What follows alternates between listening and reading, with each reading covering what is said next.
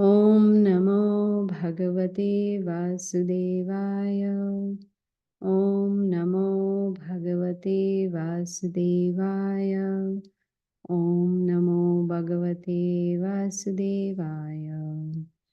Reading from Bhagavad Gita as it is, chapter number 5, Karma Yoga, Action in Krishna Consciousness, text number 18. Vidya Vinaya Sampane Brahmane Gavihastini Shuni Chaiva Shvapake Cha Panditaha Samadarshinaha. Translation by Srila Prabhupada. The humble sages, by virtue of true knowledge, see with equal vision a learned and gentle Brahmana, a cow, an elephant, a dog, and a dog eater or outcast. Om Agyanatimirasya Gyananjana Shalakaya Chakshurunmilitam Yena Tasmai Shri Gurave Namaha. This is one of those important verses of the Bhagavad Gita. And in this verse, we can see, and even in the following verses that we will cover today, we will see Krishna is explaining to Arjuna, giving him knowledge on how to remain Samadarshina, which means completely equal, like equanimity. There should be no change at all.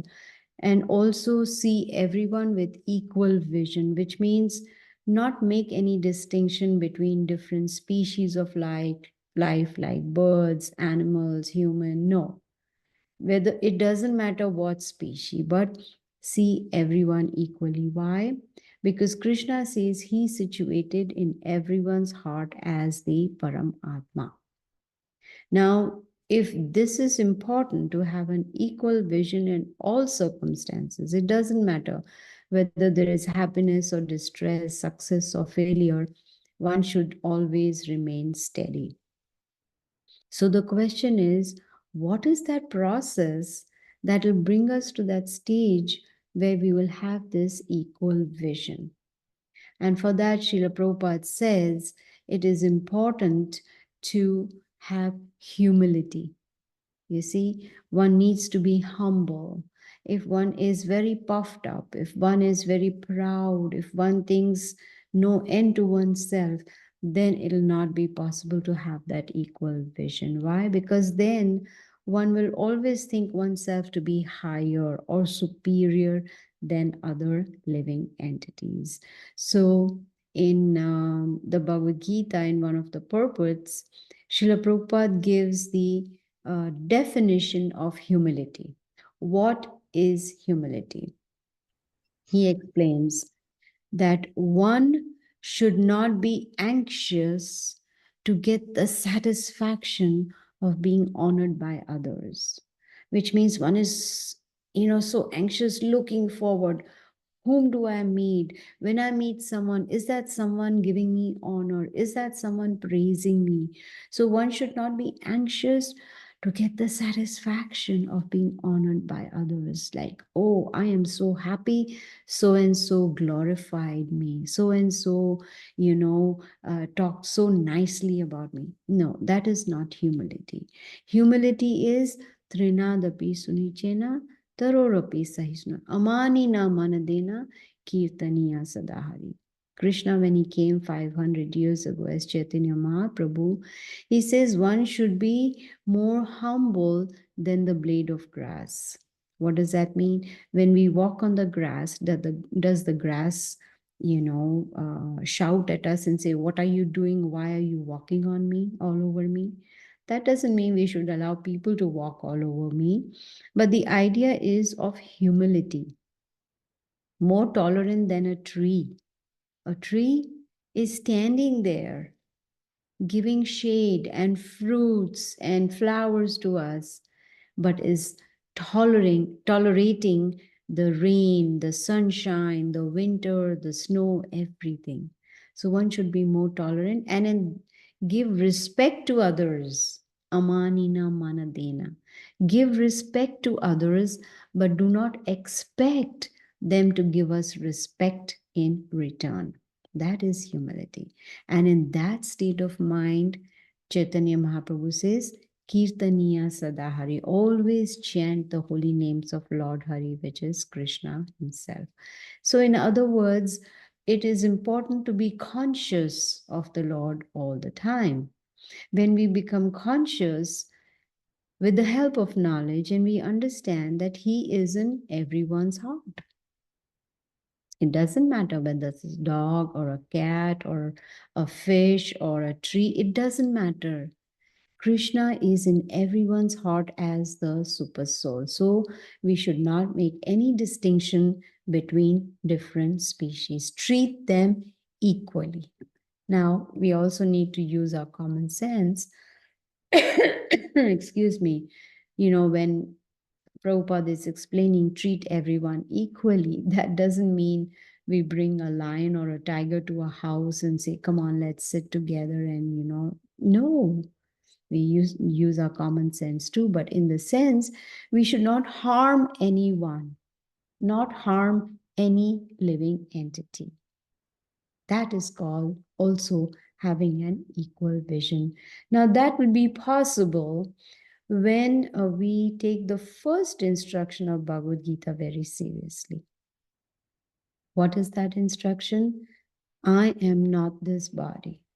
Go beyond the bodily concept. Try and see living entities as spirit soul. That it's the same spirit soul which is there in all different kinds of bodies.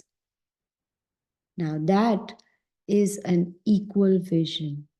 And that one can attain when, excuse me, one becomes learned in the Bhagavad Gita, tries to understand the Bhagavad Gita. Then, excuse me, then one will understand who is God, who is that Supreme Lord, and will understand who we actually are. We will understand, we will also realize the Supreme Lord within the heart as the Super Soul. And that Super Soul in the heart treats everyone equally. And we, being parts of the Supreme Lord, we should also learn how to treat everyone equally. Now, the question may arise, but there are so many people in this world who are so mean to us, who are so rude with us, who are harming us, who are making our lives miserable. How to have equal vision with them too? There's a simple solution. Solution is to understand that whatever suffering we are getting from others, whether it is other living entities or material nature, that is our past karma. They are just a via media. They are just someone who is giving us karma. The karma is coming through them to us. If it wasn't person A who is giving me misery, it will be person B who is giving me misery, or person C. It could be anybody. They are just an excuse or a via media for us to get our karma. So there's no point in blaming others for our own sufferings. Krishna says, Sarva Yoni Shukanteya. All, Sarva means all, Yonishu, Yoni means species. He says, Sarva Yoni, of all the species, Aham Bija Pradaha Pita. I am the seed giving father of all living entities. Now, when we have the same father, like my father, he had 4 daughters. So all 4 daughters are equal to him. It doesn't matter if all 4 daughters have different nature, different bodily features. It doesn't matter. They are all treated equally by the Father. Similarly, Krishna is the seed-giving Father of all living entities. So all living entities, doesn't matter in what species they are, whether it is animal, aquatic, or whatever, they are to be seen with equal vision, because we are all the children of that same Supreme Father. So this realization becomes possible only when we follow the Bhagavad Gita. It's not sufficient to just hear Bhagavad Gita, but to put it into practice. Now, all these different bodies that are there, different species, whether it is whether it is animal life or aquatic or human or whatever it is, all these species have got these bodies based on their past karma. So, this particular body that I have in a particular family, in a particular country, is based on my past karma. So, a humble sage, this verse that we read, Krishna is making it very clear, not a sage, a humble sage sees equally everybody, whether it is a human being, which is a brahmana, or an elephant, or a dog eater, doesn't matter. The humble sage sees everyone equally, which is the what you would call the success formula in self-realization. That is very, very important, you see. So in the very next verse, Krishna is telling Arjuna, actually giving him a formula how to go back to the spiritual world. We all want to do that. Why do we want to go to the spiritual world? Because there is no birth, no disease, no old age, and no death. There's permanent happiness over there, and one gets a spiritual body and enjoys bliss in the spiritual world.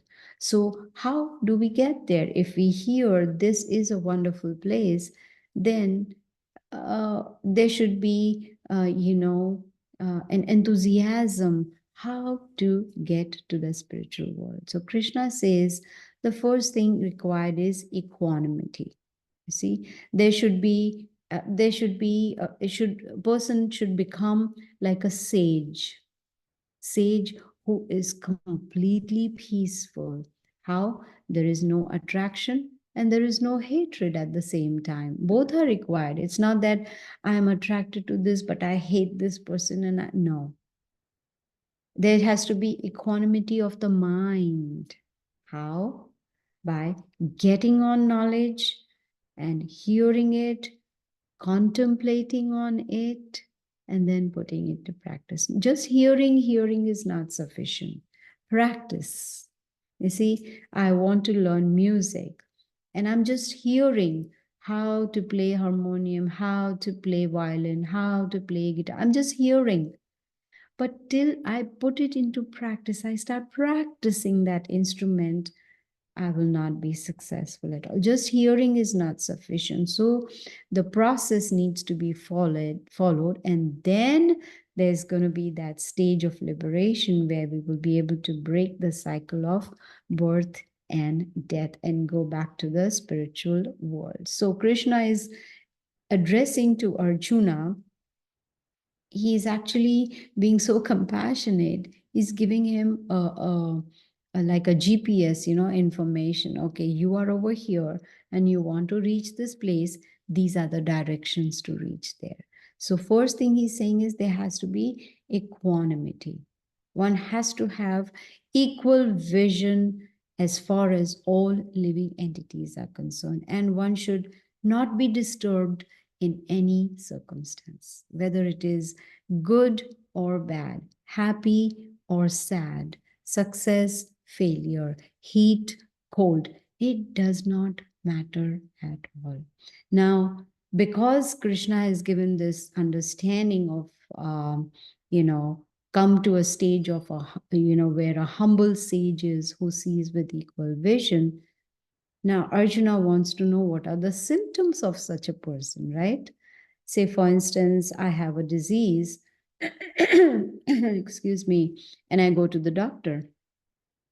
The first thing doctor is going to inquire from me is, what are the symptoms?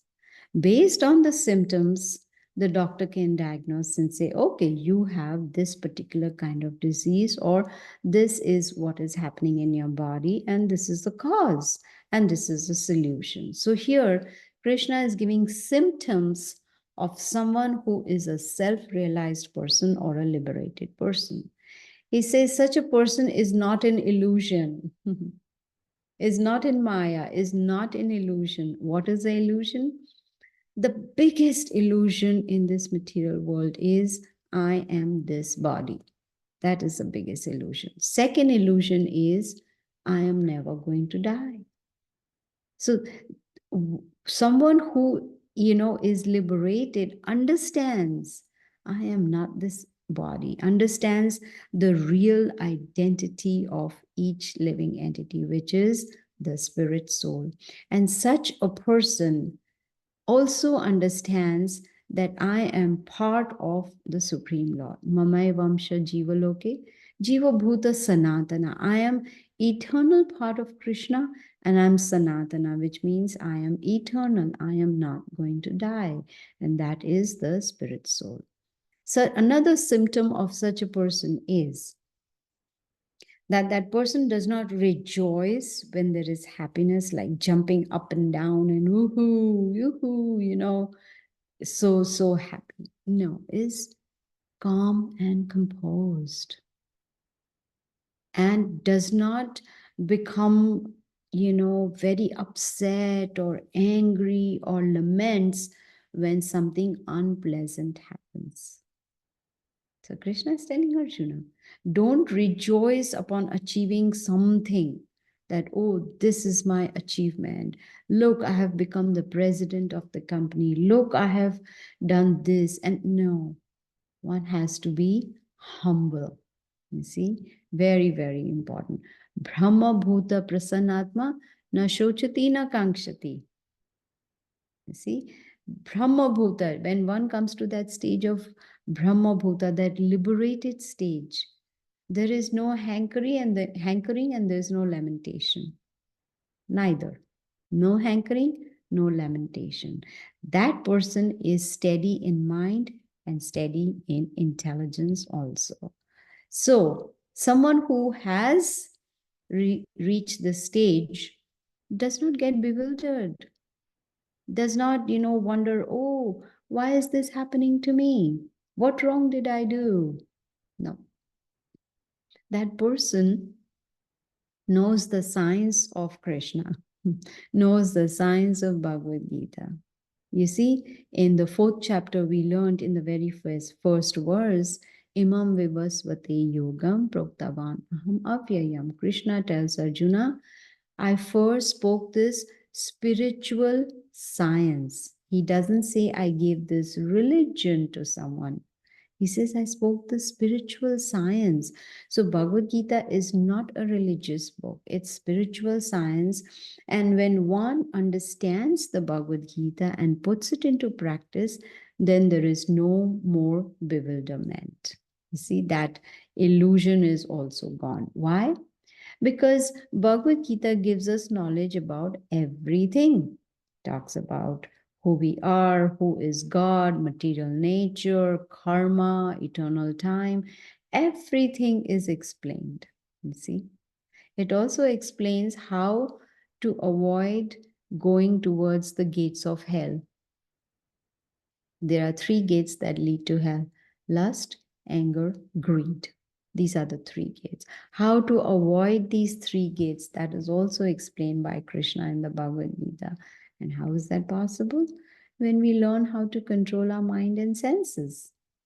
When we learn how to use our philosophical intelligence in the right way. When we understand from Bhagavad Gita how to solve problems of life.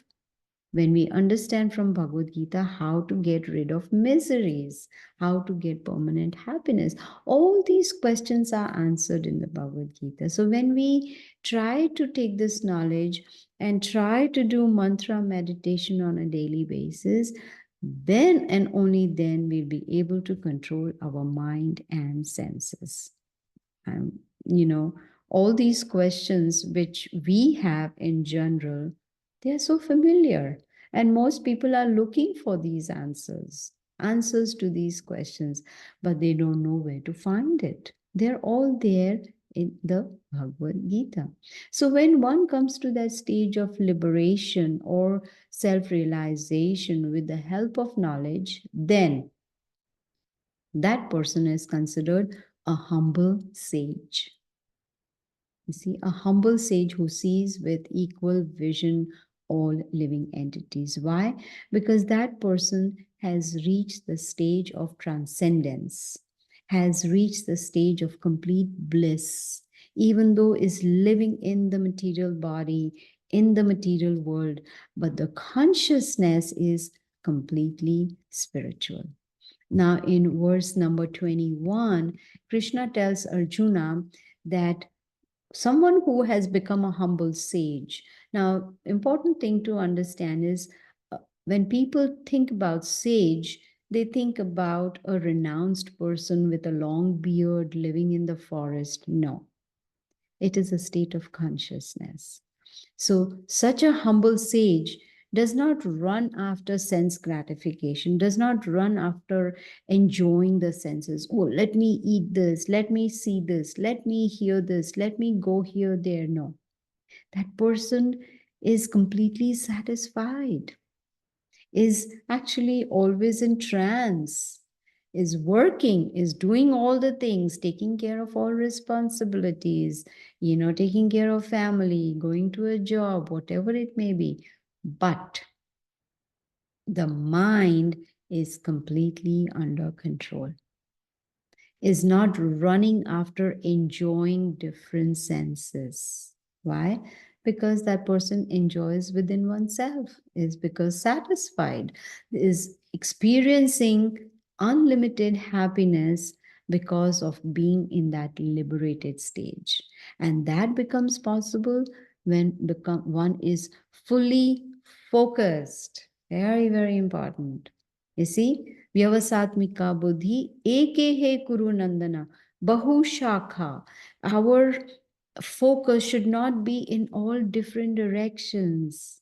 You see, if just like nice example is given of those 5 horses on a chariot, right? The chariot is being pulled by 5 horses.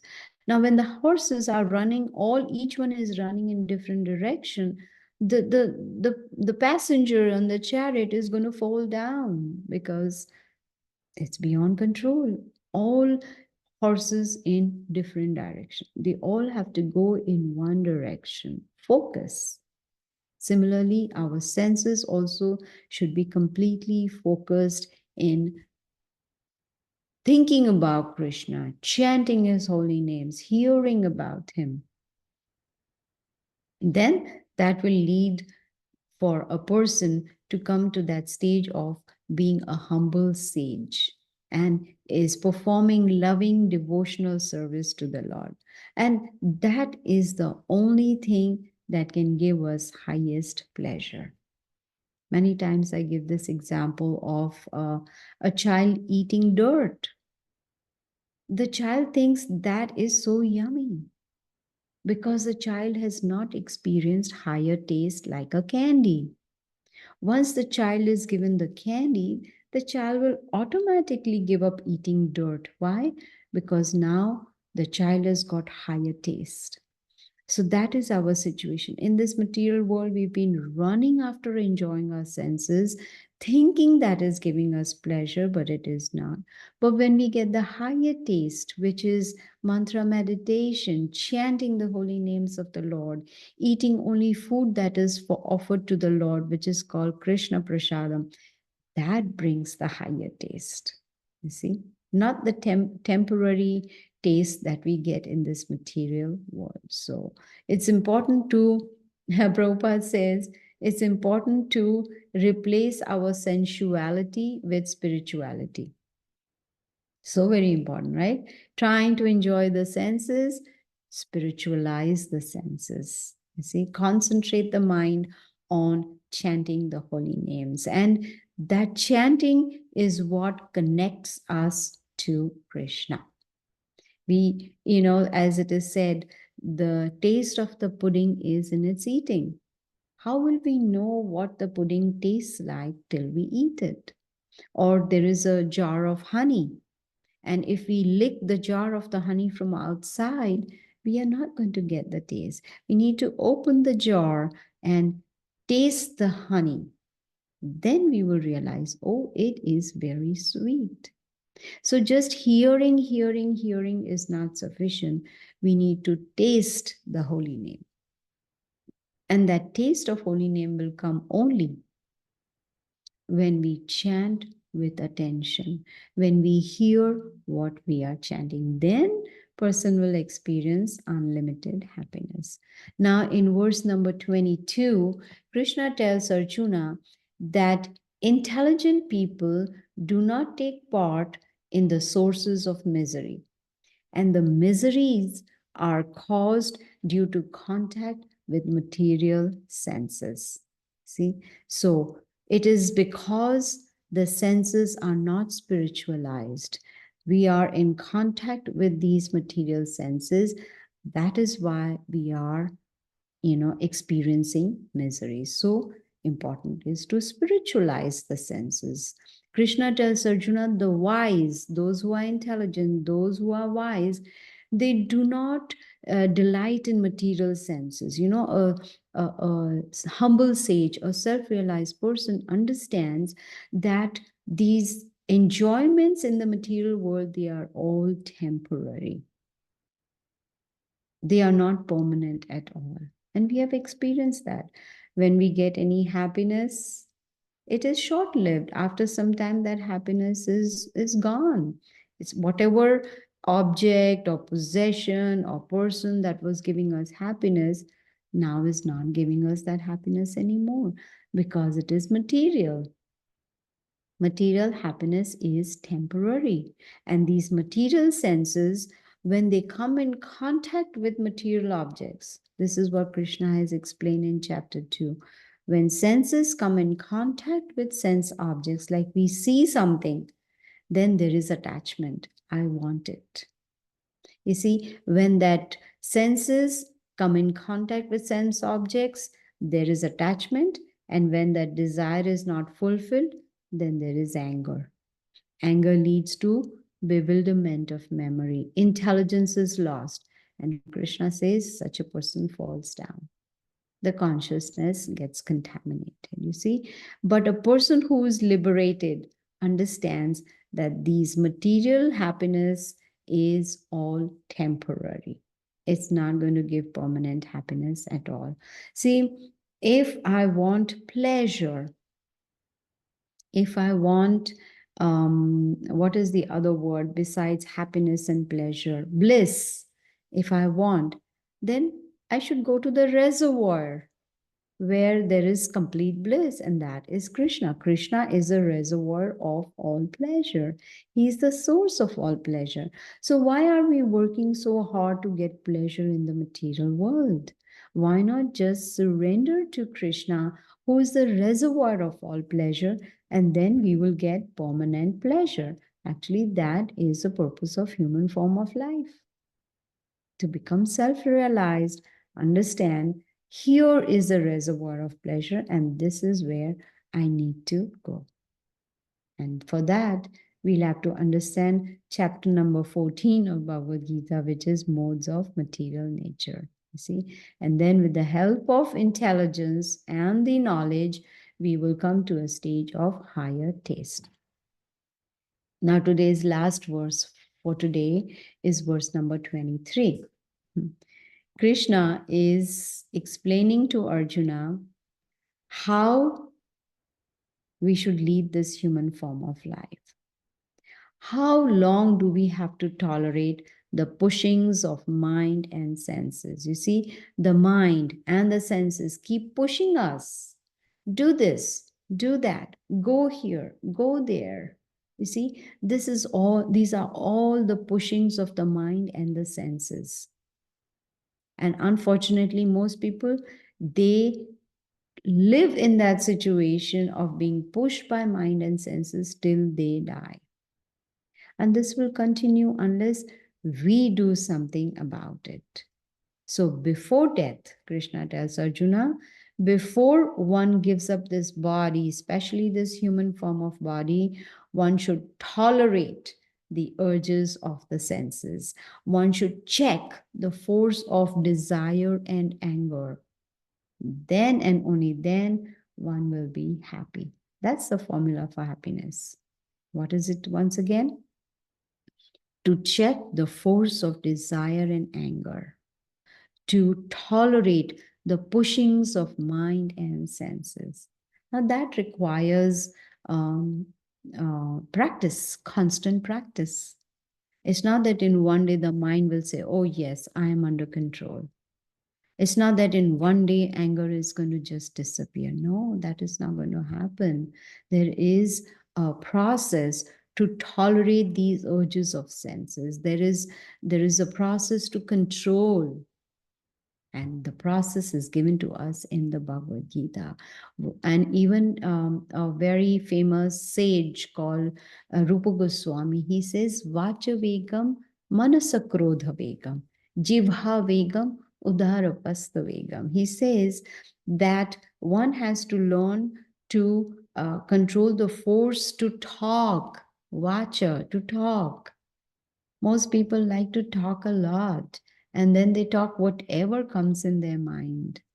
You see? So one has to learn to control vacha, the force of talking, force of anger, force of mind, force of stomach, force of genitals, force of tongue.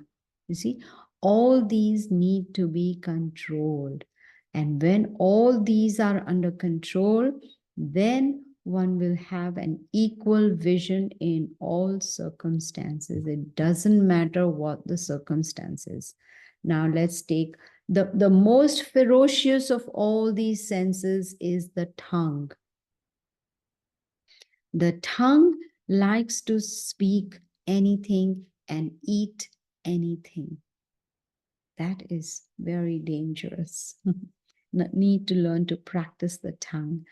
The speech can be practiced when we recite the verses of Bhagavad Gita, when we follow the austerity of speech, which is to be honest all the time, and also to chant the holy names of the Lord. Another process to control the tongue is to eat only sanctified food which is first offered to Krishna. That is prasadam. That is how we can control the tongue. Otherwise, there is no other way. This is what Bhagavad Gita is explaining. And because we are human beings, we have this rare human form, it becomes our duty to become self-realized. You see, that's our duty. It's difficult, but it's not impossible.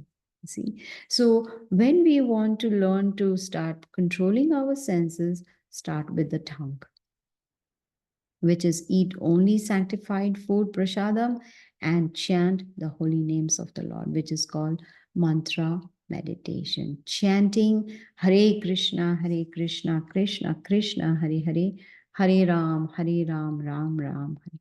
This is how we will be able to control the tongue. And once the tongue is under control, all other senses will automatically come under control. So if we can put this into practice, we will see that gradually we will start looking everything with an equal vision. It doesn't matter what the circumstances. And then we will also experience bliss. So my humble request is that we will chant a few times the Maha Mantra. So please chant with me, okay? Just a few beads we will chant the Hare Krishna Maha Mantra, okay?